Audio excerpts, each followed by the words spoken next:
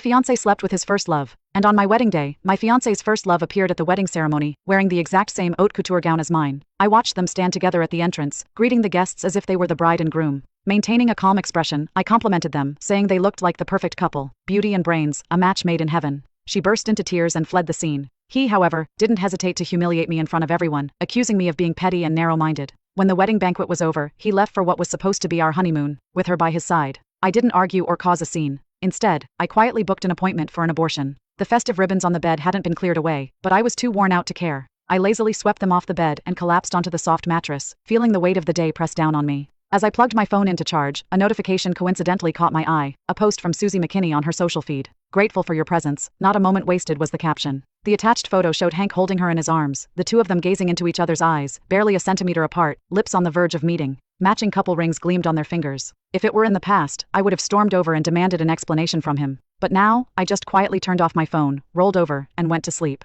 The following days passed in silence. I didn't receive a single message from Hank. Instead, my feed was constantly flooded with Susie's updates, photos of them kissing, shopping, laughing together, as if flaunting their happiness for the world to see. I didn't react, didn't feel anger or sadness. Instead, I contacted a lawyer and began preparing for a divorce. Hank Dawson and I had been together for 8 years, since our university days. Although we had only recently hosted our wedding ceremony, in actuality, we had sealed our marriage legally right after graduation. It was a quiet, impulsive moment, no ceremony, no bridal gifts, no jewelry, just the reckless passion of two young lovers. But now, that passion had long since faded, leaving behind nothing but a mess to clean up. Nearly 2 weeks later, I was sitting at home, reviewing the draft my lawyer had prepared for the divorce. The house was quiet, but suddenly, the sound of a key turning in the lock broke the silence. I looked up, and there they were, Hank walking in hand with Susie. Our eyes met, and I saw a flicker of awkwardness flash across his face. He quickly let go of her hand, his voice strained as he tried to explain. "How many times do I have to tell you, there's nothing between me and Susie?" I cut him off mid-sentence, tired of the same old lie. "You and her are just like brother and sister." "Yes, I know."